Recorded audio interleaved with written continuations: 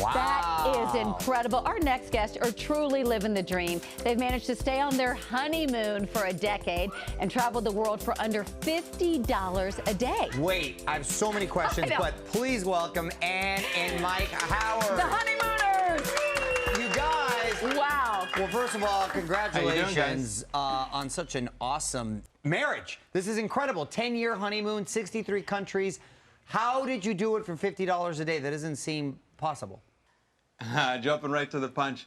Yeah, I mean, when we started on this, planning where we're going to go on our honeymoon, we started making a list on the page and realized that there was just so many amazing destinations we wanted to see.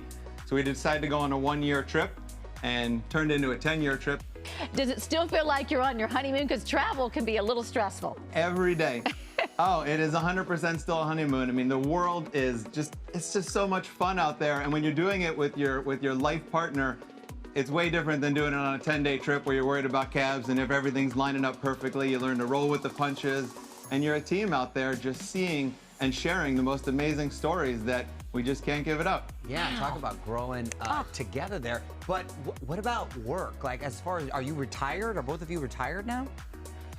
We're not millionaires, and we might be hippies at heart, but it's yeah, we kind of learned to figure out a way where, you know, travel didn't have to be so expensive, in that, you know, if you travel slow, travel like a local, spend where it counts. We spend on experiences. We're not like always doing fancy dinners every night. And then in the end, our budget actually was supposed to be $100 a day, but we got better at travel hacking and bartering skills for cool experiences, that it really is sustainable. And when you travel slow and like when you travel like a local, it's way less expensive than people think when they're used to taking their 2-day trips, and they're like, wow, 2-day trip, you know, times 10 years, that's ridiculous. But when you pair little budget and travel hacking with earning some money on the road, it's totally doable. You guys are so inspiring. Talk about some specifics. 182 flights for free. How did you orchestrate that? Oh man, yeah, travel hacking is something near and dear to my heart, and it takes a little time, takes a little bit of hustle. But yeah, we've taken the flight here to New York City was our 182nd flight we've taken for free on miles. There's all sorts of crazy bonuses. There's communities for this of people that kind of live for that hack, and it's saved us between $50,000 and $60,000 on flights over the years. So it's kind of been worth my while, and yeah. Unbelievable. You cracked the code for travel hacks. That's very impressive.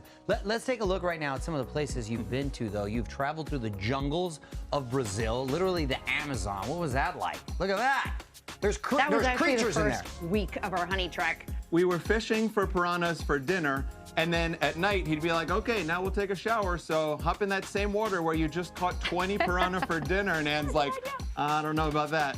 Whoa, look at that. What about this trip to Asia? It looks like you met some cool people. How far in your journey was this trip?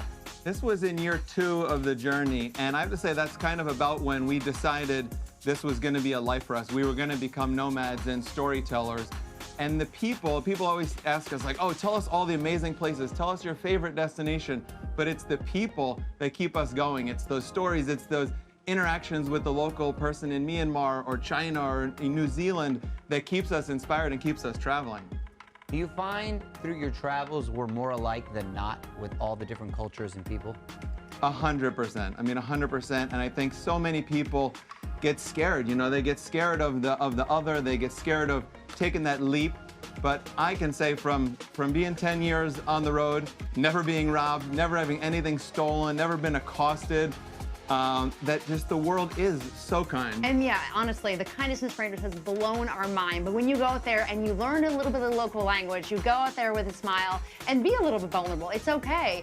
But, you know, obviously having your street smarts about you, it works out okay. The world is not nearly as scary as they make it out to be. I love you seem more in love than ever. That's the part I'm taking out of this. But glamping is another thing y'all come to love. What makes this so special? Well, we're big adventurers, and the idea, you know, that we could be on our honeymoon having a bit of luxury, but also connecting with nature and, you know, supporting small businesses. And, you know, at this here in Playa Viva, it's a turtle sanctuary and a permaculture garden, and you could actually be choosing places that were treading lightly on the land to make smart, sustainable choices in your travels. And that book that you've got there on the shelf, Comfortably Wild, is what we wrote because we wanted to connect people with nature. We wanted to get them out there and see that you can have those bits of luxury, you can bring your family, you can bring, you know, your soulmate out there, and just have a deeper connection with the land without sacrificing the comforts. And this book might have bought you more time on the road. Yeah, well, exactly. Well, there's another one over here, Yeah. too. Yeah. The National Geographic book, Ultimate Journeys for Two.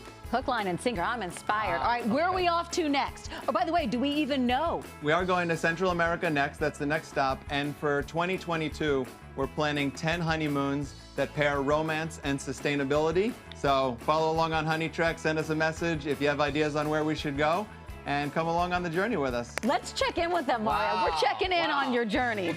Well, you guys, good luck. Yeah. Be careful, and God bless out there. Thank you for sharing your story. Well done. That's To learn great. more about how to travel like the Howards, please pick up their book, Comfortably Wild, and we will be right back. That is awesome.